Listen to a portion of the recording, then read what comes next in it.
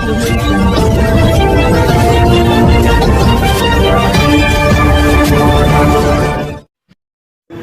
हिंद दोस्तों, मैं हाफिज अशरफ और आप देख रहे हैं पीपल ऑफ इंडिया न्यूज़।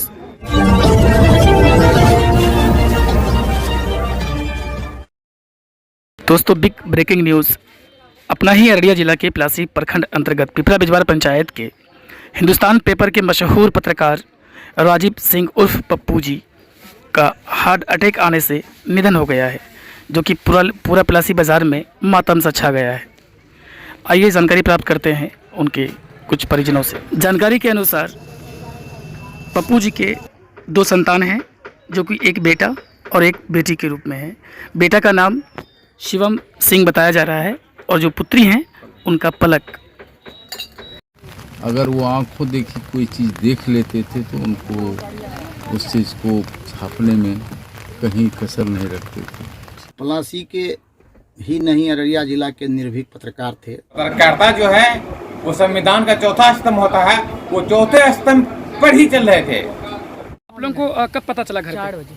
4 बजे ना मैं एडमिट थे ना, पटना में एडमिट थे। कौन से हॉस्पिटल में? हार्ट केयर में। हाँ। तो मतलब 4 बजे कॉल आया कि नहीं रहे? अब मतलब आपका अपना चाचा था? हाँ। क्या नाम हुआ आपका? मेरा नाम केशव। ठीक है, थैंक यू। एक बेटा एक बेटी। बेटा का क्या नाम है? शिवम। बेटी पलक। कितने एज के हैं दोनों? एक 13, एक 17। ठीक। जी मुखिया जी, आज हमारे अररिया जिला के पलासी प्रखंड अंतर्गत हिंदुस्तान के मशहूर पत्रकार पप्पू जी का निधन हो गया है, इसमें क्या कहना चाहेंगे आप? इस क्षेत्र के लिए, सीमांचल के लिए मेरे ख्याल से पप्पू जी इतने वर्षों से सेवा करते आ रहे थे कि बिना कहे बिना सुने अगर वो आँखों देखी कोई चीज़ देख लेते थे तो उनको उस चीज़ को छापने में कहीं कसर नहीं रखते थे। कहने का अर्थ यह है कि वो सामाजिक रूप में काफ़ी तत्परता से अपना वर्चस्व रखते थे पत्रकारिता में, और हम लोगों के साथ तो उसका ऐसा रहा कि जिसका कोई सीमा ही नहीं है। फिर ये पुराने ख़ानदानी लोग भी थे, उनके पिताजी भी इस समाज को बहुत कुछ दिए और पूर्वज भी इनका अच्छा ही रहा है।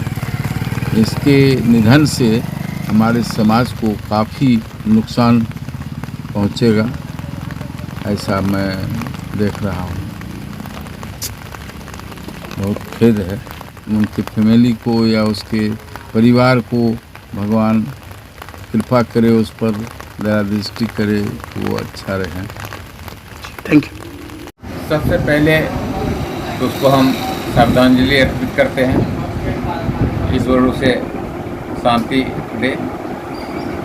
और ये बता दें कि पलासी प्रखंड में एकमात्र नेक दिल, निर्भीक, ईमानदार अगर कोई पत्रकार था वो राजीव सिंह उर्फ पप्पू जी थे, जो कि आज तक वो पत्रकारिता के नाम पे, जो असल में चौथा स्तंभ होता है, पत्रकारिता जो है वो संविधान का चौथा स्तंभ होता है, वो चौथे स्तंभ पर ही चल रहे थे।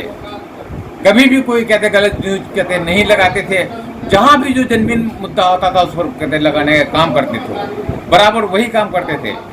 और आज तक वो कभी भी किसी के तरफ कहते नहीं, चाहे वो जो भी आदमी हो, जिस भी तबके का आदमी हो, लेकिन जो सही न्यूज होता था उसको लगाने का काम करते थे। मैं उस तरह के पत्रकार को आज हमारे बीच से गए हैं, जो कि एक पलासी के लिए बहुत ही बड़ी क्षति है। शायद दोबारा वैसा पत्रकार कहते पलासी की धरती में आए, आशा करते हैं कि वैसा आए।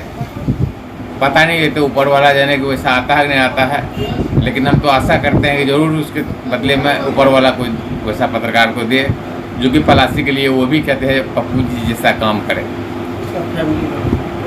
और उसके मैं परिवार को भी सांत्वना देना चाहता हूँ। मैं उसके घर पे भी गया था, घर से कहते आया हूँ। उसके परिवार को भी सांत्वना कहते हैं दिया हूँ। हम ईश्वर से, ऊपर वाले से, अल्लाह से दुआ करते हैं, अल्लाह भी उसके परिवार को सब्र दे, हिम्मत दे, उनके बच्चों को जो छोटे छोटे बच्चे हों तो उनको भी कहते हैं अल्लाह ऊपर वाला इस बार उसे भी खुश रखे, हम इसके लिए दुआ करते हैं। जी शुक्रिया। पलासी के ही नहीं अररिया जिला के निर्भीक पत्रकार थे। उन्होंने हर गरीब तबके के लोगों को की आवाज़ को बुलंद करते थे। हमको लगता है पलासी नहीं पूरे अररिया ज़िले के अपूर्ण क्षति हुई है जिसका पूर्ति नहीं किया जा सकता है।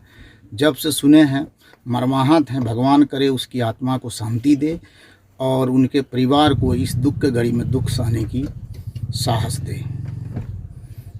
पप्पू जी हम लोग के बड़े भाई समान थे। जब भी कोई सामूहिक बात हुई उठाने के लिए बोले तो हमेशा पेपर अखबार में लिखते रहे। अभी हमारे रोड में एक कीचड़ था, बोले तो सामूहिक उसका भी न्यूज़ चलाए। हमको लगता है कि उनका जाने से बहुत क्षति हुई है और काफ़ी सदमे में हम लोग हैं। भगवान करे उनको जन्नत स्वर्ग मिले। Thank you sir.